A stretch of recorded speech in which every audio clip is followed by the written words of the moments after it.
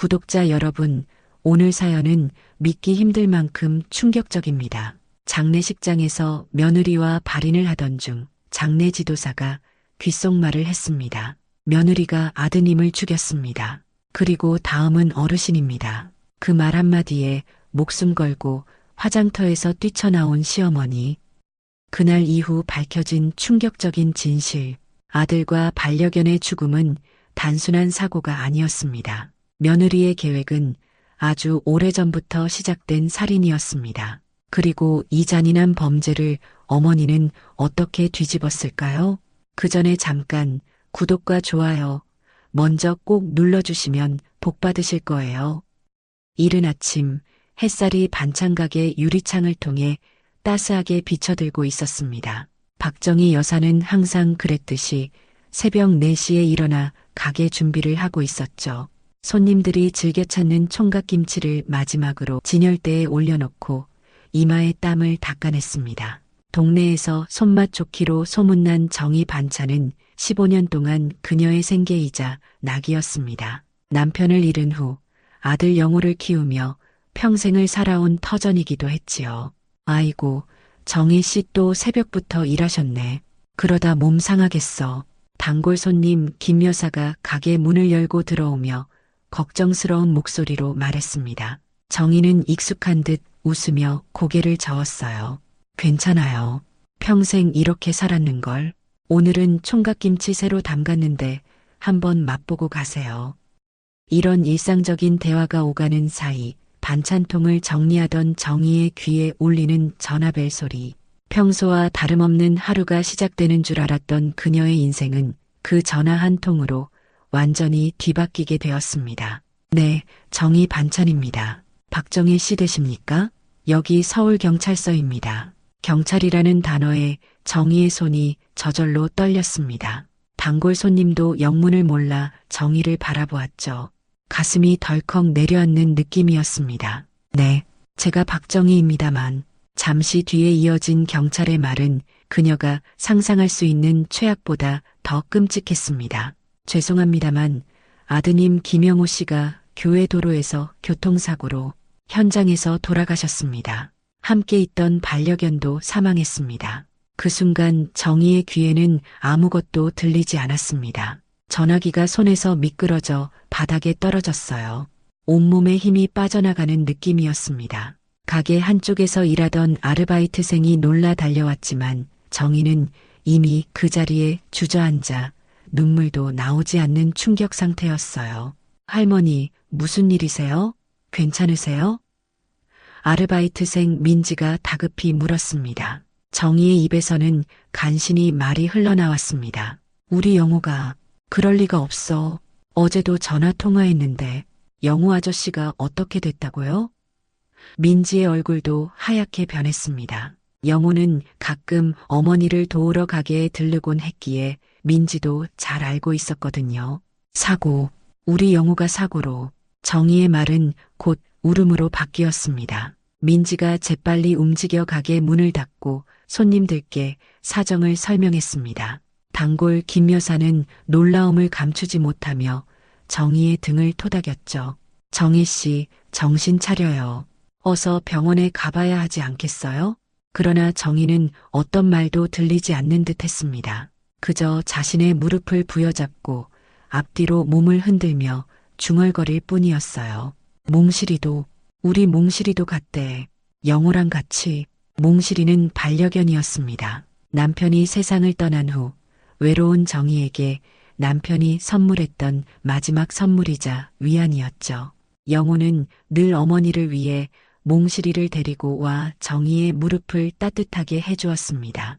그리고 그 몽실이마저 이제는 없다는 사실이 정희의 가슴을 더욱 아프게 찔렀어요. 동네 이웃들의 도움으로 정희는 장례식장으로 향했습니다. 차 안에서 정희의 머릿속은 온통 혼란스러웠어요. 한 달 전 영호가 들른 날의 기억이 선명하게 떠올랐습니다.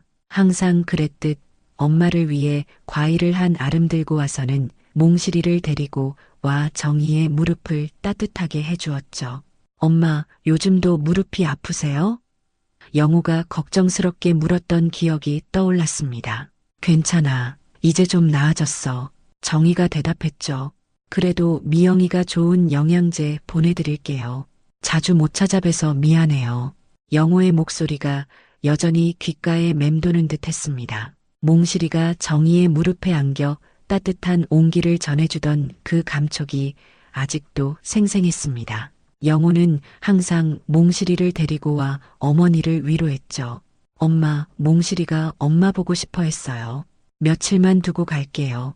이제 그 목소리가 들리지 않는다는 사실이 받아들여지지 않았습니다. 정희는 차창 밖으로 흐르는 풍경을 보며 눈물을 훔쳤습니다. 서울 도심의 번잡한 거리가 지나가고 장례식장이 가까워질수록 그녀의 심장은 더욱 무겁게 내려앉았어요.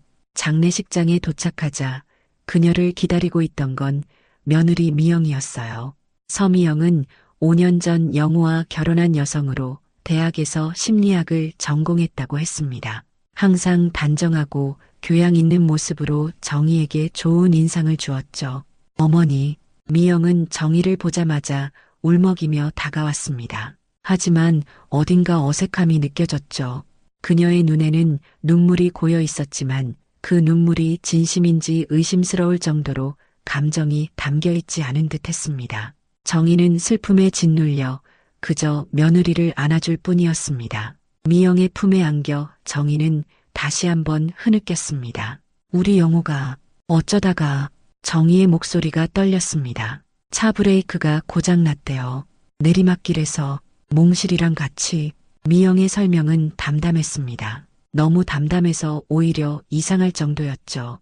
하지만 정희는 그때 그 점을 눈치채지 못했습니다. 그저 슬픔의 표현 방식이 다르다고 생각했을 뿐이죠. 장례식장 안으로 들어서자 영호의 영정사진이 검은 리본으로 둘러싸여 있었습니다. 미소 짓는 아들의 얼굴을 보는 순간 정희는 다시 한번 주저앉을 뻔했어요.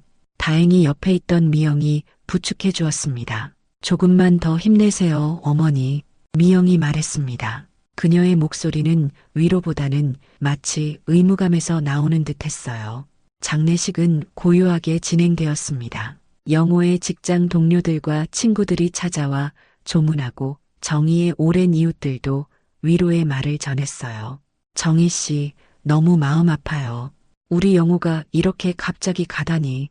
동네 친구 강 여사가 정희의 손을 꼭 잡고 말했습니다. 영호 씨는 정말 좋은 동료였습니다. 항상 책임감 있고 성실했어요.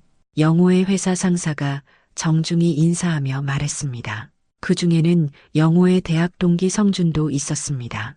현재는 장례 지도사로 일한다는 그는 전문가다운 침착함으로 장례 절차를 도왔죠. 어머님, 제가 김성준입니다. 영호 형과 대학 때부터 친했어요. 성준이 정중히 인사했습니다. 정희는 흐릿한 눈으로 성준을 바라보았습니다. 아, 성준이. 영호가 자주 얘기했어. 고맙구나. 이렇게 와줘서. 영호 형이 이렇게 갑자기 가실 줄은 정말 믿기지 않습니다. 성준의 눈가에는 진심 어린 슬픔이 묻어났습니다. 그는 잠시 망설이더니 조심스럽게 물었어요. 사고가 어떻게 난 건지 자세히 들으셨나요? 미영이 재빨리 끼어들었습니다. 경찰에서 브레이크 고장이라고 했어요. 내리막길에서 제어가 안 되어 가드레일을 들이받았대요. 성준은 미영을 잠시 쳐다보더니 고개를 끄덕였습니다. 그의 눈빛에는 무언가 의심스러운 기색이 스쳤지만 정희는 그것을 알아차리지 못했습니다. 장례 이틀째, 조문객이 모두 돌아간 늦은 시간이었어요. 정희는 영호의 영정사진 앞에 앉아 꼼짝도 않고 아들의 얼굴을 바라보고 있었습니다. 초점 없는 눈으로 사진을 응시하며 아들과의 마지막 통화 내용을 떠올렸어요. 엄마, 이번 주말에 몽실이랑 같이 갈게요. 산책하기 좋은 곳을 찾았거든요. 그게 마지막 통화였다는 사실이 믿기지 않았습니다. 정희는 손수건으로 눈물을 닦으며 중얼거렸습니다. 영호야, 엄마한테 한마디 말도 못하고 가다니.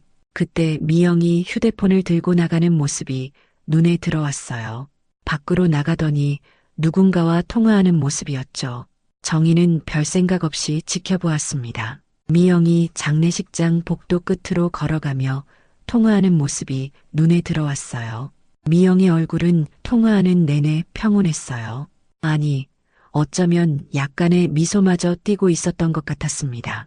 한참 이야기를 나누더니 갑자기 목소리를 낮추어 주위를 살폈습니다. 그리고 다시 통화에 집중했죠. 정희는 순간 뭔가 이상하다는 느낌을 받았지만 곧 젊은 애가 감정 추스르기 힘들지라고 생각했을 뿐이었죠. 그때만 해도 그녀는 아무것도 의심하지 않았습니다. 밤이 깊어졌지만 정희는 잠을 이룰 수 없었습니다. 장례식장 옆 작은 방에 누워 천장만 바라보고 있었어요. 문득 미영이 통화하던 모습이 다시 떠올랐습니다. 평소 미영은 감정 표현이 적은 편이었지만 남편을 잃은 상황에서도 저렇게 침착할 수 있다는 것이 이제 와서 생각해보니 조금 이상했어요. 아니야. 미영이도 힘들겠지. 사람마다 슬픔을 표현하는 방식이 다른 거야. 정희는 스스로를 타일렀습니다. 그렇게 뒤척이다 새벽녘에야 겨우 잠이 들었습니다. 꿈속에서는 영호와 몽실이가 즐겁게 뛰어놀고 있었어요. 정희는 멀리서 그들을 지켜보며 미소 짓고 있었습니다. 그때 갑자기 거대한 어둠이 그들을 삼켜버렸고 정희는 놀라 잠에서 깼습니다. 악몽이었구나. 정희는 심장이 쿵쾅거리는 것을 느끼며 천천히 일어났습니다. 발인 날 아침 모든 절차가 끝나고 화장터로 향하기 직전이었어요. 정희는 영호의 마지막 길을 배웅하기 위해 마음을 가다듬고 있었습니다. 미영은 사무적으로 절차를 처리하느라 바빴고 다른 친척들은 각자의 방식으로 슬픔을 달래고 있었죠. 그때 성준이 급하게 정희에게 다가왔어요. 그의 표정이 심상치 않았습니다. 어머님, 잠시만요. 성준의 목소리는 평소보다 훨씬 낮고 긴박했습니다. 왜 그러니? 정희는 의아한 눈으로 성준을 바라보았습니다. 성준은 주위를 살피더니 정희의 귀에 입을 가까이 댔어요. 지금 도망치세요. 뭐? 정희는 눈을 크게 뜨며 되물었습니다. 너무 뜬금없는 말에 그녀는 성준이 제대로 된 정신 상태인지 의심스러웠습니다. 제발 소리 낮추세요. 말씀드릴 중요한 일이 있어요. 성준은 정희의 팔을 살짝 잡아 끌며 장례식장 뒤편 한적한 곳으로 이동했어요. 그의 얼굴은 긴장으로 굳어 있었습니다. 무슨 일이 있는 거니? 정희는 불안한 마음으로 물었습니다. 성준은 깊게 숨을 들이쉬었다가 내뱉고 말했습니다. 어젯밤 늦게 화장터에서 서류 확인하러 왔다가 미영 씨가 통화하는 걸 들었습니다. 정희의 심장이 빠르게 뛰기 시작했습니다. 무언가 끔찍한 일이 일어나고 있다는 예감이 들었어요. 아드님 차 브레이크 일부러 고장냈대요. 성준의 말에 정희는 숨이 멎는 것 같았습니다. 다음은 어머님이라네요. 약 타서 반년 안에 보내버린다고 했어요. 상대는 불륜남 같습니다. 정희는 그 자리에 서 있기조차 힘들었어요. 다리가 후들거리고 온몸이 차갑게 식어갔습니다. 영호가 그녀의 아들이 사고가 아니라 살해당했다는 말이었습니다. 그것도 자신의 며느리에 의해서. 말도 안 돼. 미영이가 어떻게 해. 정희의 입에서 겨우 말이 새어나왔습니다. 믿기 힘드시겠지만 사실입니다. 직접 들었어요. 성준의 목소리는 단호했습니다. 통화에서 다음은 시어머니 차례라고 분명히 말했어요. 보험금 때문인 것 같아요. 보험금? 정희는 혼란스러웠습니다. 영호가 실제로 생명보험에 가입했는지도 그녀는 확실히 알지 못했거든요. 지금은 설명할 시간이 없어요. 잠시 후 화장터로 출발할 텐데 제가 미영 씨의 시선을 끌어둘게요. 그 사이 뒷문으로 나가시면 미리 예약해둔 택시가 있을 겁니다. 곧바로 경찰서로 가세요. 성준은 휴대폰을 꺼내 메모를 보여주었습니다. 이 주소로 가세요. 제 친구 김영수 형사님이 계십니다. 모든 걸 설명해 드릴 거예요. 정희는 혼란스러움 속에서도 고개를 끄덕였습니다. 성준의 진지한 눈빛에서 그가 거짓말을 하는 게 아니라는 확신이 들었어요. 게다가 어젯밤 미영의 이상한 통화 모습이 떠올랐습니다. 알겠어. 하지만 미영이가 의심하지 않을까? 정희는 걱정스럽게 물었습니다. 걱정 마세요. 장례식 절차에 문제가 생겼다고 말해 놓을게요. 미영 씨가 어머님을 찾기 시작하면 화장실에 계시다고 할 거예요. 성주는 시계를 보며 말했습니다. 이제 10분 후에 행동하세요. 저 뒷문으로 나가시면 됩니다. 정희는 가슴이 두근거리는 것을 느끼며 고개를 끄덕였습니다. 머릿속에서는 여전히 모든 것이 비현실적으로 느껴졌지만 아들을 잃은 고통 속에서도 본능적으로 자신이 위험하다는 것을 깨달았습니다. 성주는 마지막으로 정희의 손을 꼭 잡았습니다. 꼭 경찰서로 가세요. 영우 형을 위해서라도 진실이 밝혀져야 합니다. 그로부터 10분 후 정희는 성준의 말대로 뒷문으로 빠져나와 기다리고 있던 택시에 올랐습니다. 미영은 화장터로 가는 차량에 관한 문제로 성준과 이야기하느라 정희의 부재를 눈치채지 못했어요. 경찰서로 가주세요. 정희의 목소리는 떨렸지만 결연했습니다. 그녀는 이제 아들의 죽음에 담긴 진실을 밝혀야 한다는 사명감을 느꼈습니다. 택시는 빠르게 경찰서를 향해 달렸습니다. 창밖으로 흐르는 도시의 풍경이 정희에게는 낯설게 느껴졌어요. 15년 전 남편을 교통사고로 잃고 이제 아들마저 비슷한 방식으로 잃었다는 사실이 머릿속을 맴돌았습니다. 그런데 그것이 우연이 아니라면? 끔찍한 의문이 그녀의 마음을 더욱 무겁게 눌렀어요.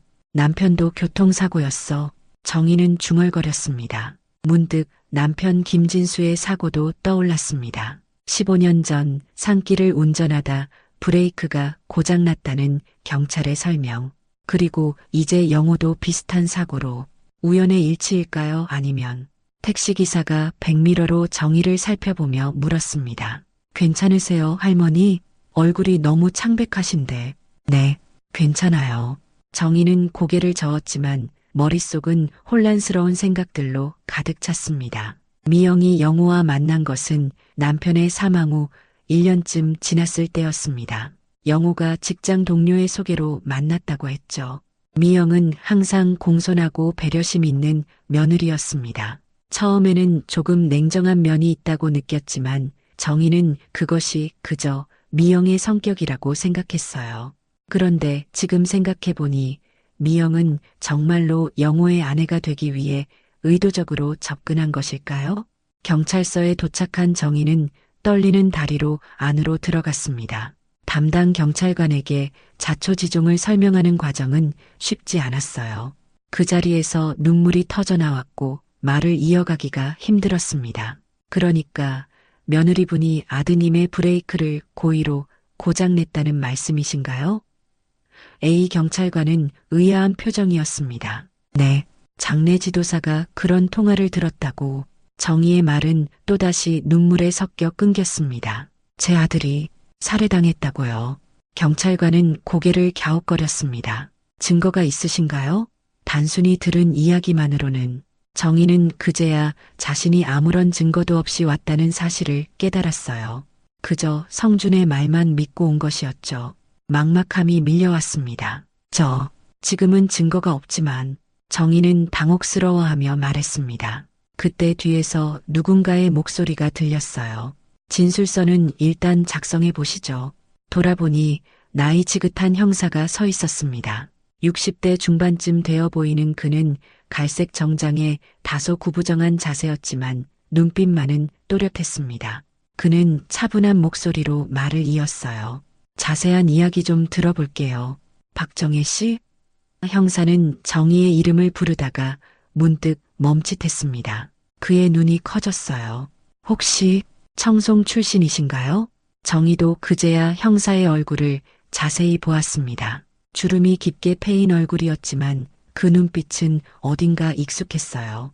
기억 속에서 잊혀졌던 얼굴이 서서히 떠올랐습니다. 그렇습니다만 저 김영수입니다. 형사는 조심스럽게 말했습니다. 40년 전 같은 동네에서 살았죠. 정희의 눈이 크게 떠졌습니다. 김영수, 그 이름은 그녀의 가슴 깊은 곳에 묻어두었던 이름이었어요. 첫사랑, 부모님의 반대로 포기해야 했던 그 사람. 40년이 지났지만 그의 눈빛은 여전히 그대로였습니다. 영수 씨? 정희의 목소리가 떨렸습니다. 이런 상황에서 그를 다시 만나리라고는 상상도 못했기 때문이었죠. 영수의 얼굴에 쓸쓸한 미소가 스쳤습니다. 40년 만이네요.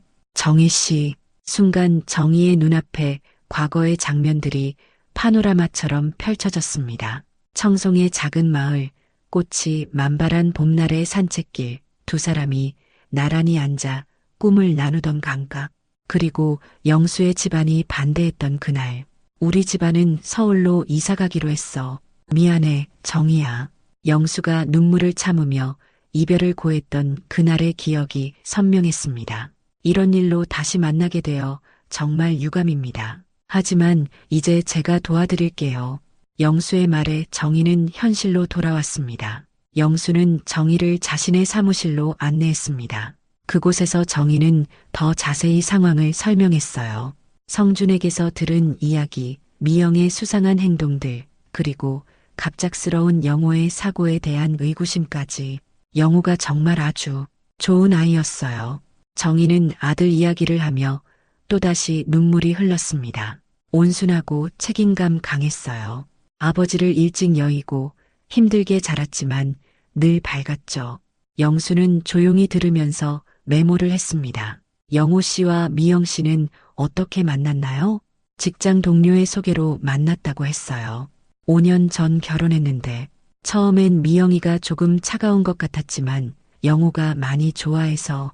정희는 말을 잇지 못했습니다. 남편분은 어떻게 돌아가셨나요?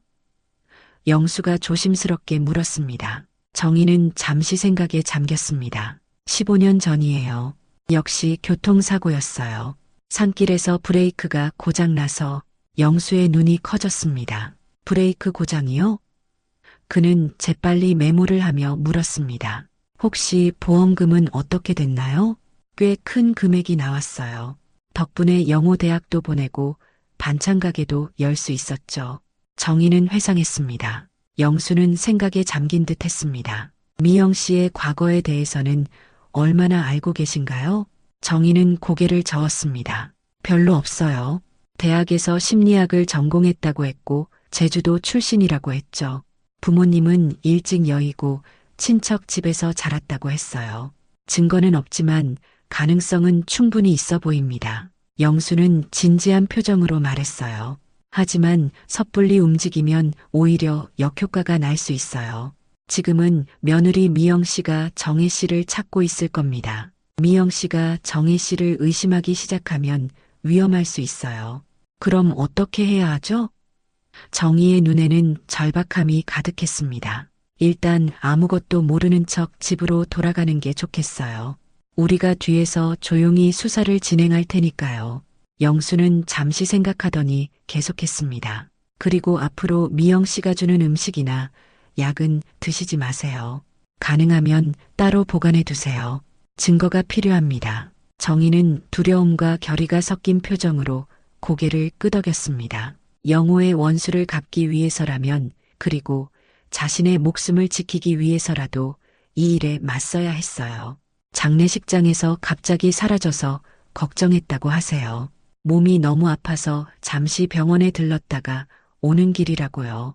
영수는 세심하게 조언했습니다. 그리고 이 특수 녹음기를 가져가세요. 항상 몸에 지니고 있으면 좋겠어요. 정희는 영수가 건네준 작은 녹음기를 받아들었습니다. 그것은 평범한 브로치처럼 생겼어요. 고마워요. 영수 씨, 제 마지막 사건으로 삼겠습니다. 영수는 진지하게 말했어요. 다음 달이면 은퇴인데 정희 씨의 사건을 꼭 해결하고 싶습니다. 정희는 영수의 따뜻한 시선에 어떤 위안을 느꼈습니다. 40년이라는 세월이 흘렀지만 그의 눈빛에서 느껴지는 진심은 변하지 않았어요. 그녀는 문득 물었습니다. 영수 씨는 결혼하셨어요? 영수의 표정이 잠시 어두워졌습니다. 했었죠. 아내는 10년 전 암으로 떠났어요. 자식은 없고요. 미안해요. 정희는 진심으로 말했습니다. 인생이란 참 예측할 수 없는 것 같아요. 영수가 쓴웃음을 지었습니다. 자, 이제 가시죠. 제가 경찰차로 모셔다 드릴게요. 하지만 집 근처에서는 내려드리겠습니다. 미영 씨가 의심할 수 있으니까요. 장례식장으로 돌아온 정희는 예상대로 미영의 걱정스러운 질문을 받았습니다. 어머니, 어디 계셨어요? 다들 걱정했다고요. 화장도 끝났는데. 미안해. 갑자기 어지러워서 잠시 근처 병원에 들렀다 왔어. 정희는 영수의 조언대로 대답했습니다. 그녀는 미영의 눈빛을 유심히 관찰했습니다. 미영의 눈빛이 일순간 날카로워졌다가 이내 다시 걱정스러운 표정으로 바뀌었습니다. 많이 힘드시죠? 이제 집에 가서 쉬세요. 제가 모시고 있을게요. 정희는 미영의 말에 고개를 끄덕였습니다. 이제 그녀의 모든 행동과 말에 의심의 눈길을 거두지 않게 되었어요.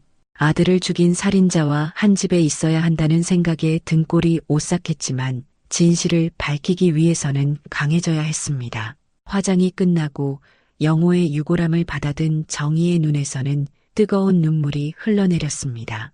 그녀는 마음속으로 다짐했습니다. 영호야, 엄마가 꼭 진실을 밝힐게.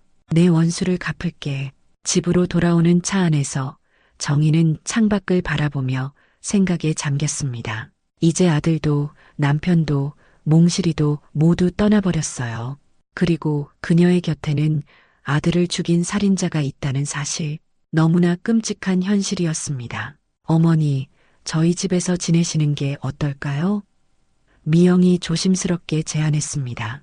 혼자 계시면 더 힘드실 것 같아서요. 정희는 순간 몸이 굳었습니다. 미영의 집에서 지낸다는 것은 더 큰 위험에 노출되는 것을 의미했어요. 아니, 내 집이 편해. 내 물건들도 있고. 그럼 제가 어머니 댁에서 며칠 같이 지낼게요. 혼자 두면 마음이 안 놓여요. 미영의 목소리는 진심으로 걱정하는 듯 했지만 정희는 이제 그 진심을 의심했습니다. 그러면 고맙겠구나. 정희는 미영을 경계하는 마음을 숨기며 대답했습니다. 집에 도착한 두 사람 사이에는 묘한 긴장감이 흘렀습니다. 겉으로는 서로를 위로하는 시어머니와 며느리였지만 그 안에는 살인자와 희생자 가족이라는 무거운 진실이 숨겨져 있었죠. 미영은 정희에게 지극정성으로 음식을 챙겨주고 집안일을 도맡아 했습니다. 마치 완벽한 며느리인 것처럼 행동했어요. 어머니, 이 약 좀 드세요. 정신 안정에 좋대요. 미영은 정성스레 약을 내밀었어요. 정희는 내색하지 않고 약을 받았습니다. 고마워, 미영아. 하지만 그녀는 미영이 보지 않는 순간 약을 티슈에 싸서 몰래 보관했어요. 나중에 증거로 쓰기 위해서였죠. 밤이 깊어질수록 정희는 더욱 불안했습니다. 자신의 방 문을 단단히 잠그고 의자를 문 손잡이에 기대어 놓았어요. 만약 미영이 밤중에 들어오려 한다면 소리가 날 테니까요. 침대에 누워 천장을 바라보며 정희는 영호의 얼굴을 떠올렸습니다. 어린 시절 영호의 모습, 학창 시절의 영호, 그리고 직장인이 되어 자랑스럽게 첫 월급을 내밀던 영호까지 모든 순간이 그녀에게는 소중한 보물이었어요. 왜 이런 일이 우리 가족에게 일어난 걸까? 정희는 그저 이해할 수 없었습니다. 그날 밤 정희는 영수에게 몰래 전화를 걸었습니다. 영수 씨, 미영이가 준 약을 가져왔어요. 검사해 볼 수 있을까요? 네, 내일 아침 일찍 수거하러 가겠습니다. 경찰차는 안 보내고 제가 사복 차림으로 갈게요. 영수의 목소리에는 진지함이 묻어났습니다. 혹시 다른 이상한 점은 없었나요? 미영이가 너무 과하게 친절해요.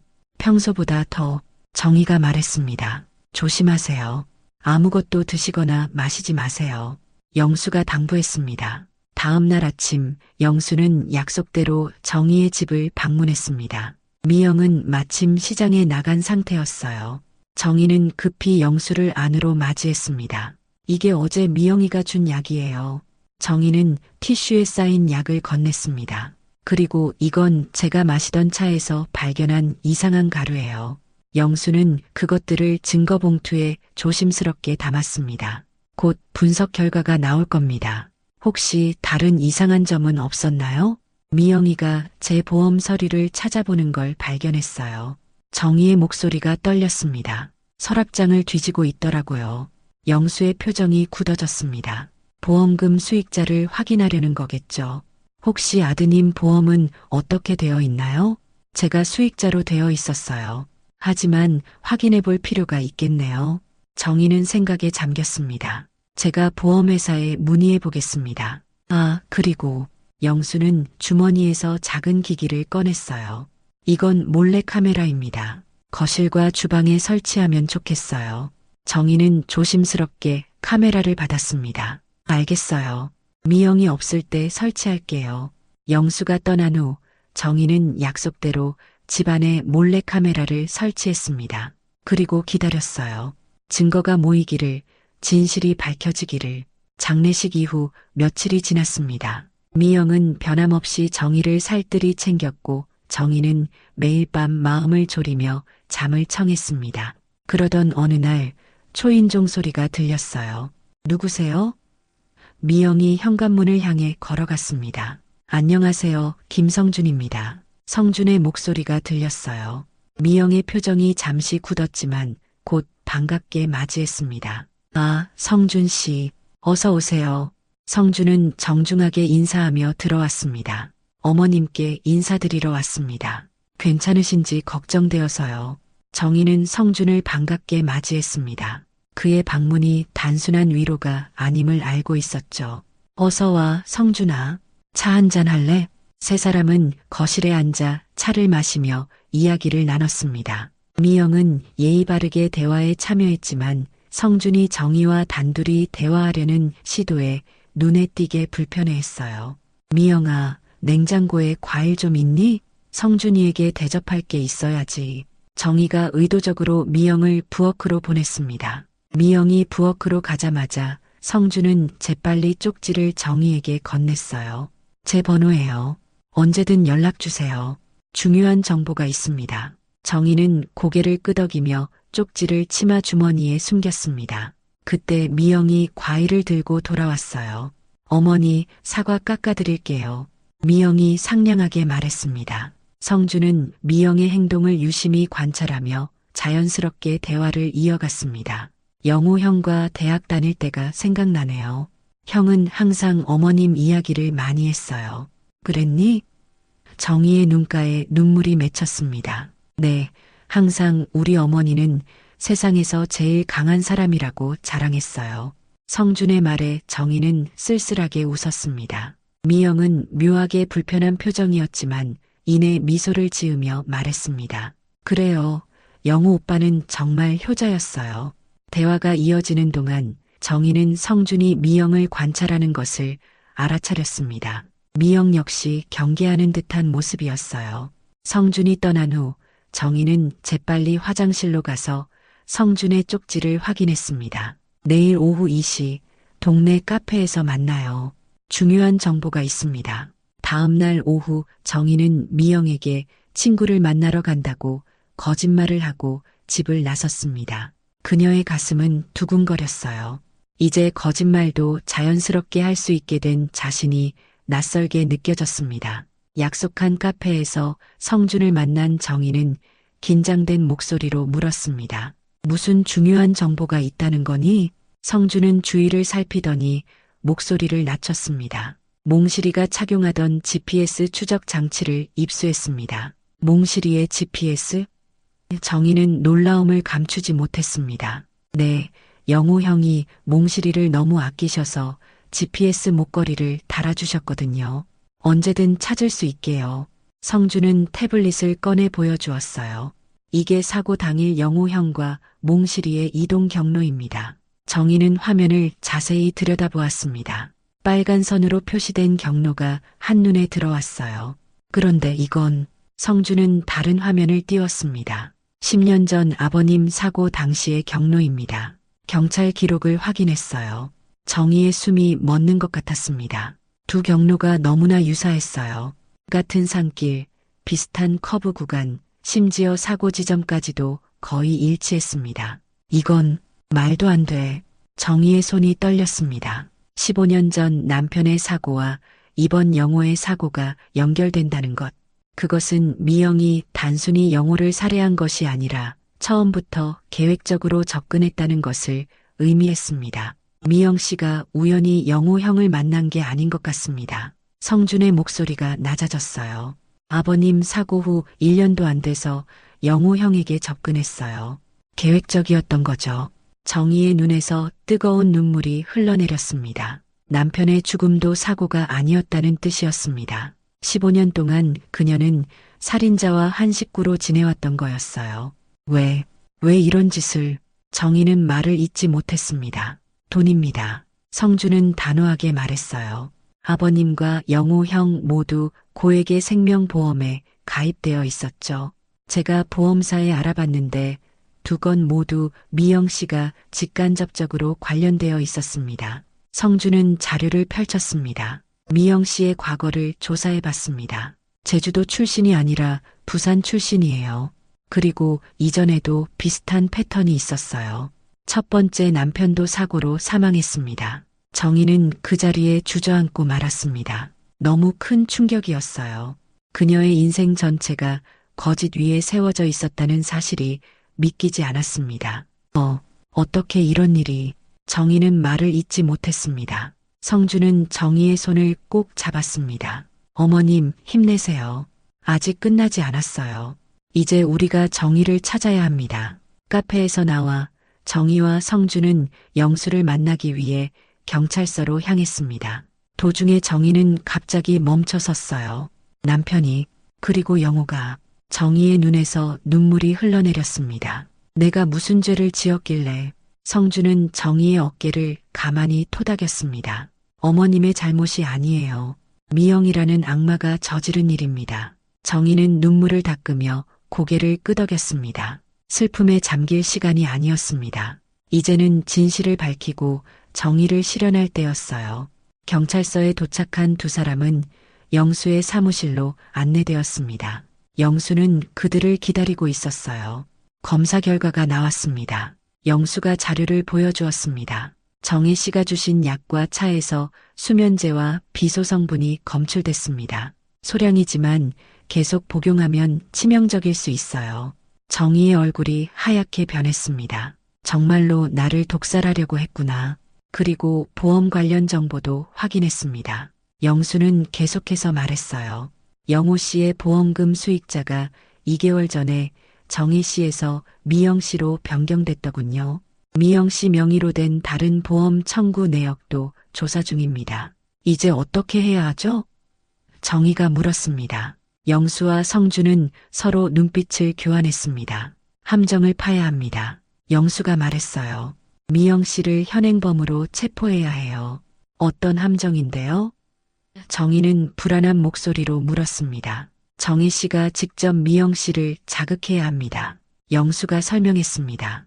보험 수익자를 다시 변경하려 한다고 말씀하세요. 그러면 미영 씨가 더 급하게 행동할 거예요. 너무 위험하지 않을까요? 성준이 걱정스럽게 끼어들었습니다. 우리가 모든 준비를 할 겁니다. 영수가 단호하게 말했어요. 이미 정희 씨 집에 감시 카메라를 설치했고 언제든 출동할 준비가 되어 있어요. 그리고 영수는 작은 병을 꺼냈습니다. 이건 위약입니다. 미영 씨가 준 약 대신 이걸 복용하는 척 하세요. 정희는 결심한 듯 고개를 끄덕였습니다. 알겠어요. 해볼게요. 그날 저녁 정희와 성준 그리고 영수는 비밀리에 만나 미영을 함정에 빠뜨릴 계획을 세웠어요. 세 사람은 비밀리에 만나 미영을 함정에 빠뜨릴 계획을 세웠어요. 이제 충분한 정황 증거가 있습니다. 영수가 말했습니다. 하지만 직접적인 증거가 필요해요. 미영 씨가 실제로 정희 씨를 해치려는 행동을 하는 장면을 포착해야 합니다. 어떻게 하면 되죠? 정희는 결연한 목소리로 물었습니다. 아들과 남편의 원수를 갚기 위해서라면 어떤 위험도 감수할 각오가 되어 있었어요. 보험금 수익자 이야기를 꺼내세요. 영수가 제안했습니다. 건강이 좋아져서 보험 수익자를 다시 변경하겠다고요. 그러면 미영 씨가 당황할 겁니다. 성준이 고개를 끄덕였습니다. 맞아요. 미영은 지금 영호 형의 보험금과 어머님의 보험금까지 노리고 있을 거예요. 수익자가 바뀐다면 급해질 수밖에 없죠.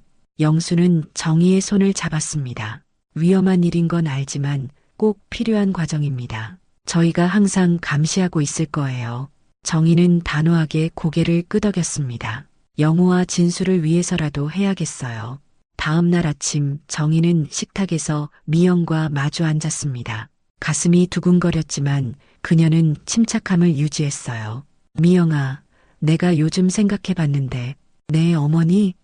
미영은 미소를 지으며 대답했습니다. 내 건강이 많이 좋아진 것 같아. 그래서 보험 수익자를 다시 생각해 보려고 해. 정희는 미영의 표정 변화를 주시했습니다. 예상대로 미영의 얼굴이 순간 굳어졌어요. 눈빛이 날카로워지고 입술이 살짝 떨렸습니다. 갑자기 왜 그런 생각을? 영호도 이제 없고 혼자 남게 됐으니 내 재산 문제도 정리하고 싶어서. 정희는 태연하게 말을 이었습니다. 내일 보험사에 전화해 볼 생각이야. 미영의 눈에 순간 당혹감이 스쳤다가 이내 평정을 되찾았습니다. 어머니가 원하시는 대로 하세요. 제가 도와드릴 일이 있을까요? 아니, 괜찮아. 내가 직접 할게. 정희는 미소 지었습니다. 그리고 일부러 약간 기침을 했어요. 요즘 좀 피곤한 것 같아. 나이 들면 이것저것 아프니. 미영의 눈이 번쩍 빛났습니다. 어머니, 많이 아프세요? 제가 따뜻한 차를 준비할게요. 고마워. 정희는 미영의 등 뒤에서 작은 미소를 지었습니다. 미영이 차를 준비하러 간 사이 정희는 작은 리모컨으로 몰래 카메라가 작동하는지 확인했어요. 그날 저녁 미영은 평소보다 더 정성껏 차를 준비했습니다. 어머니, 이 차가 숙면에 좋대요. 요즘 잠 못 주무신다고 하셔서 특별히 준비했어요. 정희는 차를 받아들었습니다. 고마워. 그리고 미영이 자리를 비운 사이 그녀는 차의 일부를 몰래 작은 병에 담았어요. 증거로 사용하기 위해서였죠. 밤이 깊어지자 미영은 정희의 방을 조용히 들여다보았습니다. 정희는 잠든 척하고 누워 있었어요. 미영은 만족스러운 표정으로 자신의 방으로 돌아갔습니다. 그 순간 정희의 휴대폰으로 메시지가 왔습니다. 영수였어요. 분석 결과 나왔습니다. 강력한 수면제와 독성 물질이 검출됐어요. 내일 아침 일찍 출동하겠습니다. 정희는 마음을 단단히 먹었습니다. 내일이면 모든 것이 끝날 것이었어요. 아들과 남편의 원수를 갚을 수 있을 것이었습니다. 잠을 이루지 못하고 뒤척이던 정희는 문득 서랍을 열어 오래된 사진첩을 꺼냈습니다. 영호의 어린 시절 사진, 남편과 함께 찍은 사진들, 행복했던 시간들이 고스란히 담겨 있었어요. 특히 영호가 5살 때 찍은 사진 앞에서 정희는 오래도록 머물렀습니다. 작은 영호가 아버지 어깨에 올라타 활짝 웃고 있는 모습, 그 시절로 돌아갈 수만 있다면 얼마나 좋을까 하는 생각에 가슴이 저렸습니다. 영호야, 내 아빠도 다 그 여자 때문이었구나. 정희는 손등으로 눈물을 닦았습니다. 다음 날 아침 정희는 일부러 몸이 좋지 않은 척했습니다. 밤새 거의 잠을 자지 못한 덕분에 얼굴은 자연스럽게 창백했어요. 미영아, 몸이 너무 안 좋아. 어젯밤 차를 마시고 나서 계속 어지러워. 미영의 표정이 일순간 긴장되었다가 이내 걱정스러운 모습으로 바뀌었어요. 병원에 가봐야 하는 것 아닐까요? 그래야겠다. 정희는 약하게 대답했습니다. 하지만 그 전에 보험 문제부터 해결하고 싶어. 보험이요? 미영의 목소리가 날카로워졌습니다. 그녀의 손이 살짝 떨리는 것이 보였어요. 응, 역시 수익자는 가족이어야 할 것 같아. 내가 없어도 우리 영호가 남긴 재산은 잘 관리되어야 하니까.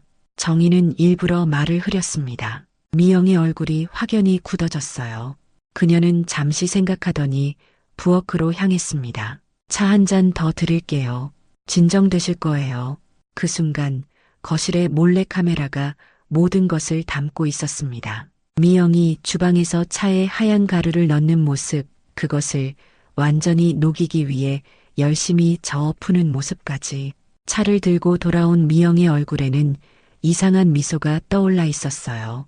어머니, 여기 있어요. 이거 드시면 좀 나아질 거예요. 정희는 떨리는 손으로 차를 받았습니다. 그녀는 탁자 위에 그것을 올려두고 미영을 바라보았어요. 미영아, 너. 그 순간 현관문이 열리고 경찰들이 들이닥쳤습니다. 영수와 성준도 함께였어요. 서미영 씨, 살인미수 혐의로 체포합니다. 미영의 얼굴이 핏기를 잃고 하얗게 변했습니다. 무슨 소리예요? 증거는 충분합니다. 영수가 차갑게 말했어요. 김영호 씨의 사망 사건과 박정희 씨에 대한 살인미수, 그리고 10년 전 박정희 씨의 남편 사망 건까지 재조사할 겁니다. 미영은 순간 도망치려 했지만 이미 경찰들이 그녀를 포위하고 있었습니다. 그녀는 갑자기 탁자 위에 차를 집어 정희에게 던지려 했지만 성준이 재빨리 그녀의 팔을 붙잡았어요. 야비한 짓은 그만두세요. 성준의 목소리는 차가웠습니다. 미영은 격렬하게 저항하며 소리쳤습니다. 이게 무슨 짓이에요? 난 아무것도 안 했다고요. 이 늙은이가 날 모함하는 거예요. 경찰들이 미영의 팔을 붙잡고 수갑을 채웠습니다. 체포되는 순간에도 그녀는 정의를 노려보았어요. 그 눈빛에는 증오와 분노가 가득했습니다. 어머니, 젠장, 날 키운 친척들처럼 당신도 그냥 조용히 죽었어야 했는데. 미영의 도끼 어린 말에 모두가 충격을 받았습니다. 친척들도? 정희는 더 큰 충격에 말문이 막혔습니다. 영수가 미영에게 다가가 차갑게 말했습니다. 말할 권리가 있습니다. 하지만 지금 하는 말은 모두 법정에서 불리하게 작용할 수 있으니 주의하세요. 미영은 비웃으며 말했습니다. 난 이미 끝났어. 그렇지만 당신들도 날 막지 못했잖아. 영호는 죽었고 그의 아버지도 보험금도 다 받았어. 이미 반은 이긴 거야. 그녀의 냉혹한 고백에 정희는 주저앉고 말았습니다. 성준이 재빨리 다가와 정희를 부축했어요. 어머님 괜찮으세요? 성준이 걱정스럽게 물었습니다. 정희는 천천히 고개를 들어 미영을 바라보았습니다. 그녀의 눈에는 이제 슬픔보다 결연함이 깃들어 있었어요. 내가 뭐라고 하든 우리 영호와 진수는 이제 편히 쉴 수 있을 거야. 그게 중요해. 미영이 경찰차에 실려 떠난 후 성준은 정희의 곁에 앉았습니다. 이제 좀 마음이 편해지셨나요? 정희는 고개를 저었습니다. 아니, 오히려 더 아파. 우리 영호가, 그리고 남편이 이런 여자 때문에. 성준은 조용히 정희의 손을 잡아주었습니다. 영호 형도 이제 편히 쉬실 수 있을 거예요. 영수가 다가와 정희의 어깨에 살며시 손을 얹었습니다. 이제 끝났습니다. 정희 씨. 미영은 다시는 해를 끼칠 수 없어요. 정희는 고개를 들어 영수를 바라보았습니다. 고마워요, 영수 씨. 당신이 아니었다면 제 임무였을 뿐입니다. 영수가 겸손하게 대답했지만 그의 눈빛에는 특별한 따뜻함이 담겨 있었습니다. 그날 밤 정희는 오랜만에 깊은 잠에 들었습니다. 비록 아들과 남편을 되돌릴 수는 없었지만 적어도 그들의 원수를 갚았다는 작은 위안이 있었어요. 다음 날 정희는 집 청소를 하며 미영의 흔적을 지우고 있었습니다. 서랍장을 정리하던 중 낯선 서류 봉투를 발견했어요. 열어보니 놀랍게도 미영의 이전 결혼 관련 서류와 사진들이 있었습니다. 이게 뭐지? 정희는 사진을 하나하나 살펴보았습니다. 사진 속에는 미영과 다른 남자가 있었습니다. 그리고 남자의 장례식 사진도 있었어요. 봉투 안에는 보험금 지급 증서도 들어있었죠.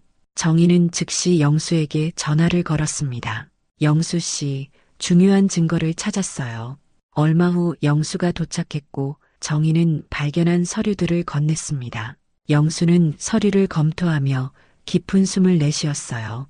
이건 결정적인 증거가 될 수 있습니다. 미영의 첫 번째 남편도 사고로 사망했고 그녀가 보험금을 받았다는 증거예요. 영수의 목소리는 진지했습니다. 이런 악마 같은 여자가. 정희는 믿을 수 없다는 듯 고개를 저었습니다. 몇 주 후 미영의 재판이 시작되었습니다. 정희는 증인석에 서서 담담하게 모든 것을 증언했어요. 미영이 자신의 남편과 아들을 어떻게 살해했는지, 그리고 자신마저 독살하려 했는지를. 증거는 확실했습니다. GPS 데이터, 녹음된 통화 내용, 카메라에 찍힌 독극물 투입 장면, 그리고 혈액 검사 결과까지. 더군다나 수사 과정에서 미영의 이전 결혼 이력과 수상한 보험금 청구 건까지 밝혀졌어요. 재판장은 조용했지만 긴장감이 흘렀습니다. 검사는 강력하게 미영의 범행 동기와 증거를 제시했고 미영의 변호사는 궁색한 변론을 펼쳤어요. 피고인은 계획적으로 희생자들에게 접근하여 보험금을 노렸습니다. 이는 단순한 살인이 아닌 계획적이고 조직적인 범행으로 최소한 3명의 피해자가 확인되었습니다. 검사의 논리적인 주장에 법정은 차가운 침묵에 휩싸였습니다. 미영은 재판 내내 감정 없는 표정을 유지했습니다. 마치 자신과는 상관없는 일인 것처럼 무관심해 보였어요.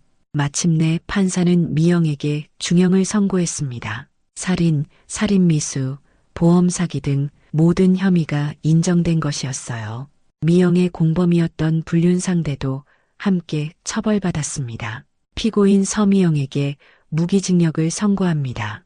판사의 선고가 법정에 울려 퍼졌습니다. 법정을 나오는 정희의 눈에는 비로소 평화가 깃들었습니다.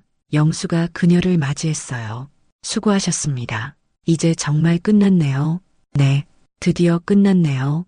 정희는 작게 웃었습니다. 그것은 그녀가 아들을 잃은 이후 처음 지은 진정한 미소였어요. 법원 계단을 내려가던 정희는 문득 하늘을 올려다보았습니다. 맑은 가을 하늘이 펼쳐져 있었어요. 우리 영호야, 아빠야. 이제 편히 쉬세요. 정희의 작은 중얼거림이 바람에 실려 날아갔습니다. 영수는 조심스럽게 정희의 곁으로 다가왔습니다. 혹시... 정희가 고개를 돌려 영수를 바라보았습니다. 네, 내일 시간 되시면 같이 차라도 한잔 하실래요? 옛날 이야기도 하고. 영수의 목소리에는 어색함과 설렘이 묻어 있었습니다. 정희는 잠시 생각에 잠겼다가 고개를 끄덕였습니다. 좋아요.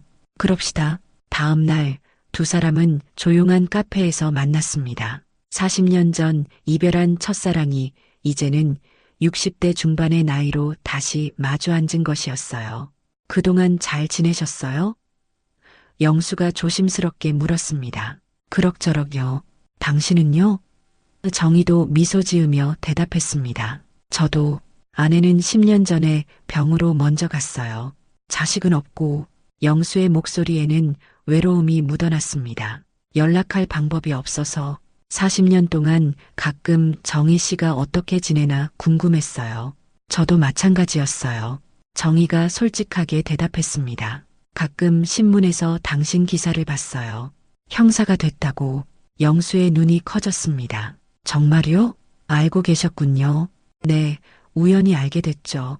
정희는 미소 지었습니다. 두 사람은 오랜 시간 이야기를 나누었습니다. 그동안의 삶, 그리고 서로 헤어진 후의 인생에 대해 첫사랑의 추억도 웃으며 이야기했죠. 둘 다 이제는 상처를 딛고 웃을 수 있을 만큼 시간이 흘렀습니다. 기억나요? 강가에서 우리가 종이배 띄웠던 거. 영수가 추억에 잠겨 말했습니다. 정희도 웃으며 고개를 끄덕였습니다. 네, 내 이름을 배에 쓰고는 이 배처럼 정희의 행복도 영원히 흘러가기리라고 빌었죠. 맞아요. 그런데 그 소원이 이루어지지 않았네요. 영수의 미소가 사라졌습니다. 아니에요. 행복한 시간도 많았어요. 영우가 있었으니까. 정희의 목소리가 떨렸습니다. 어느새 해가 저물고 있었어요. 영수가 시계를 보며 말했습니다. 이제 돌아가셔야겠네요. 네. 정희는 일어서려다 문득 물었습니다. 영수 씨는 은퇴 후에 뭐 하실 거예요? 글쎄요. 특별한 계획은 없어요.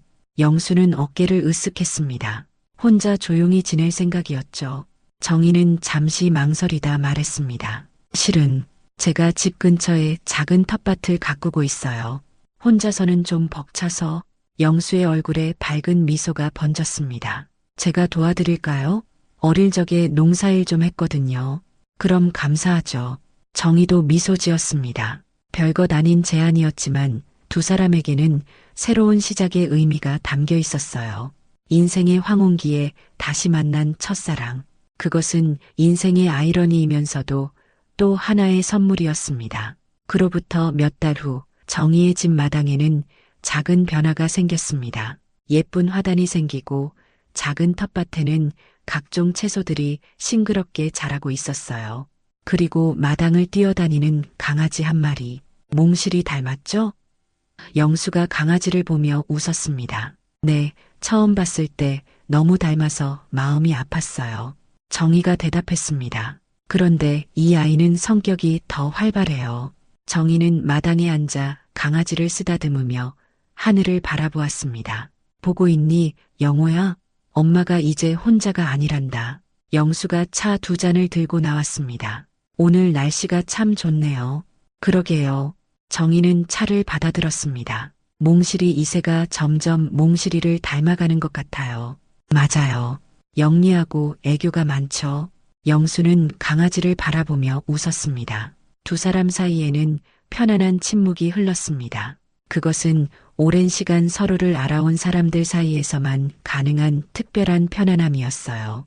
가끔은 정희가 조용히 말했습니다. 모든 것이 꿈이었으면 좋겠다는 생각이 들어요. 영우가 돌아오고 몽실이도.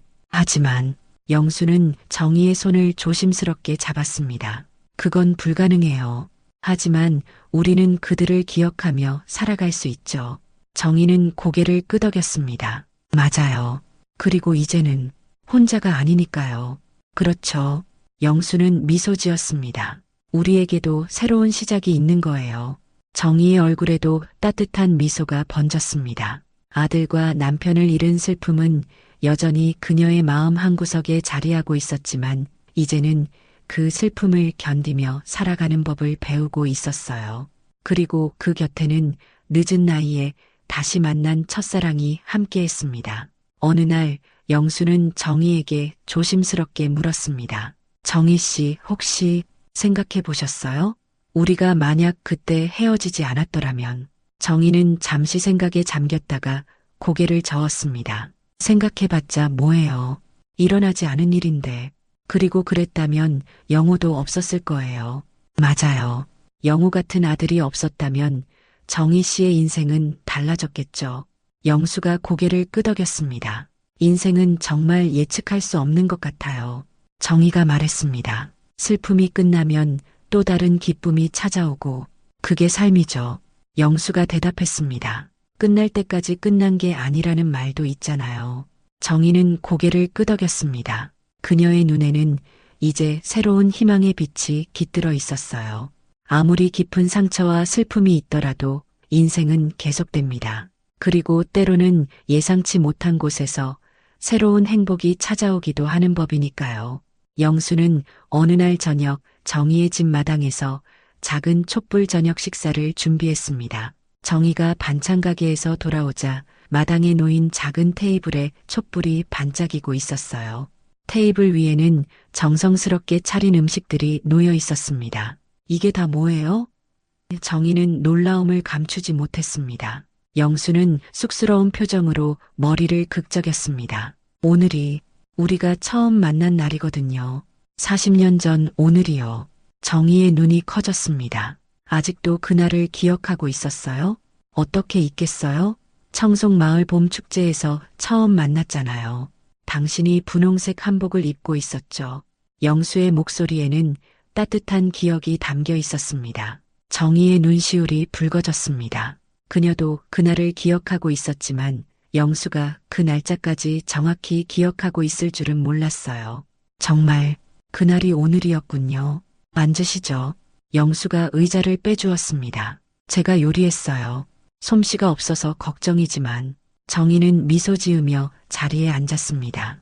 영수 씨가 요리도 할 줄 알았어요? 경찰 생활하면서 혼자 살다 보니 어느 정도는 할 수밖에 없더라고요. 영수가 수줍게 웃었습니다. 두 사람은 마당에서 저녁을 먹으며 오랜 시간 이야기를 나눴습니다. 별이 가득한 하늘 아래 촛불빛에 비친 두 사람의 얼굴은 편안하고 행복해 보였어요. 정희 씨, 영수가 조심스럽게 입을 열었습니다. 이제 우리 같이 살면 어떨까요? 정희는 놀라 영수를 바라보았습니다. 같이 산다고요? 나이 들어 혼자 지내는 건 외롭잖아요. 제가 이사 와도 되고 아니면 새로운 곳에서 다시 시작해도 좋고. 영수의 목소리에는 진심이 담겨 있었습니다. 정희는 잠시 말없이 생각에 잠겼습니다. 영수의 제안은 갑작스러웠지만 마음 한구석에서는 이미 그런 생각을 하고 있었는지도 모릅니다. 영호가 괜찮다고 할까요? 정희가 조용히 물었습니다. 영호 씨라면 어머니의 행복을 원했을 거예요. 영수가 진심을 담아 말했습니다. 정희는 천천히 고개를 끄덕였습니다. 그럼 한번 같이 살아볼까요? 영수의 얼굴에 환한 미소가 피어났습니다. 정말요? 정말 괜찮으시겠어요? 네, 괜찮아요. 이제는 저도 행복해도 될 것 같아요.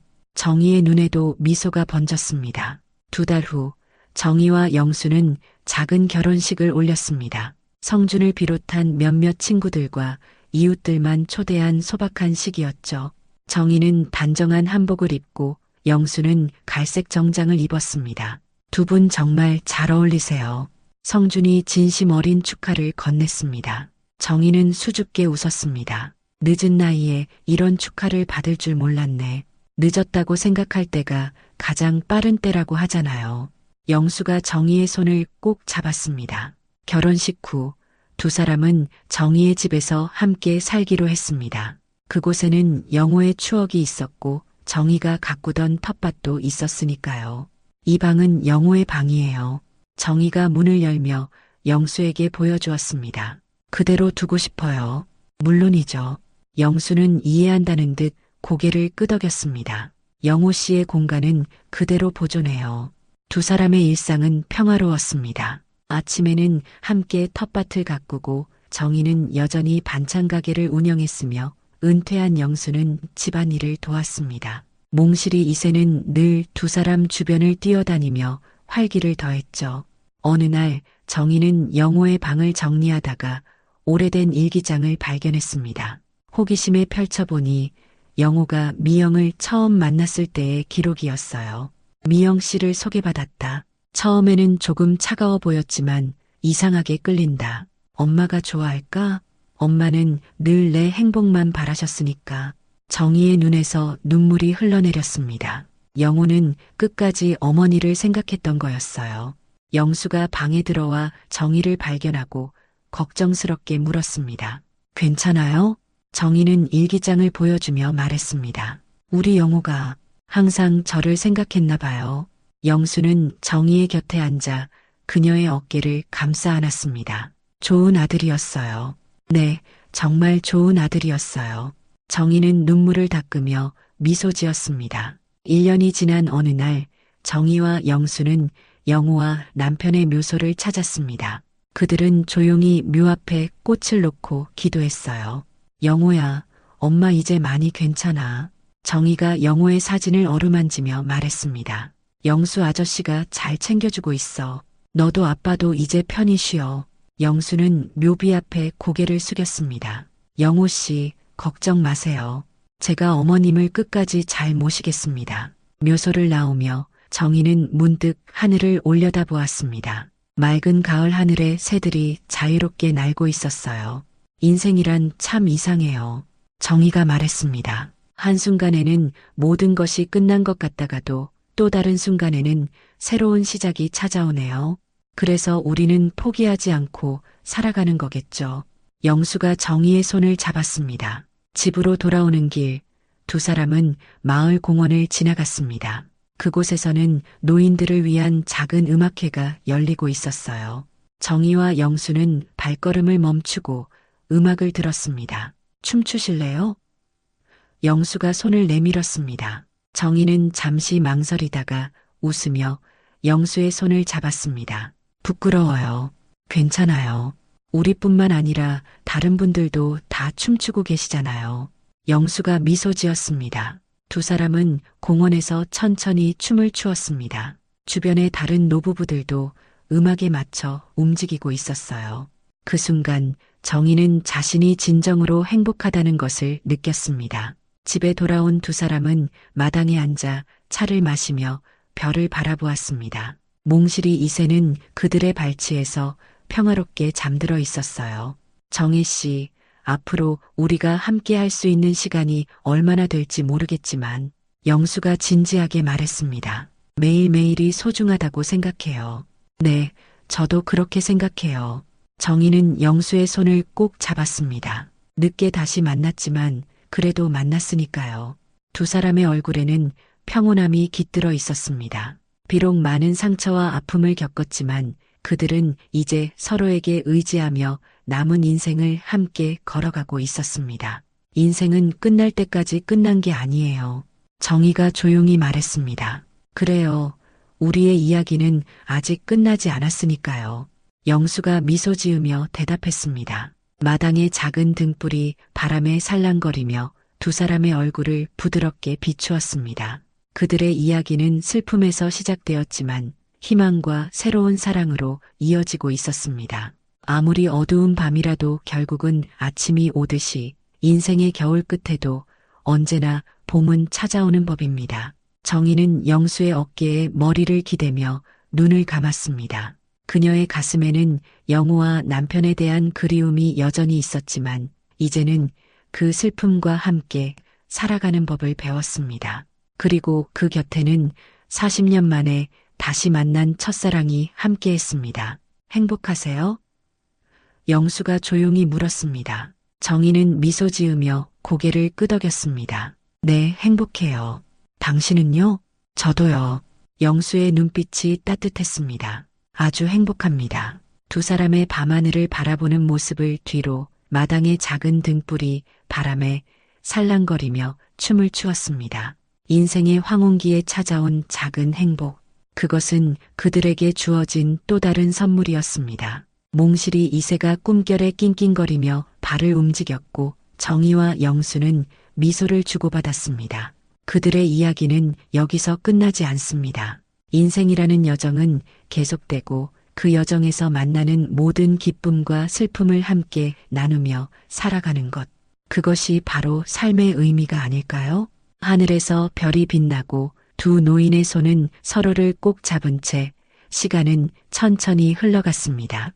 그들의 품은 따뜻했고 마음은 평화로웠습니다. 인생은 때로 예상치 못한 곳에서 행복을 선물하기도 합니다. 그리고 이것이 바로 삶의 아름다움입니다. 오늘의 사연 어떻게 들으셨나요? 오늘도 귀한 시간 내어주시고 끝까지 시청해주신 구독자 여러분, 진심으로 감사드립니다. 그리고 사랑합니다. 다음 영상을 누르시기 전에 잠깐 구독과 좋아요 먼저 꼭 눌러주시면 부자 되실 거예요.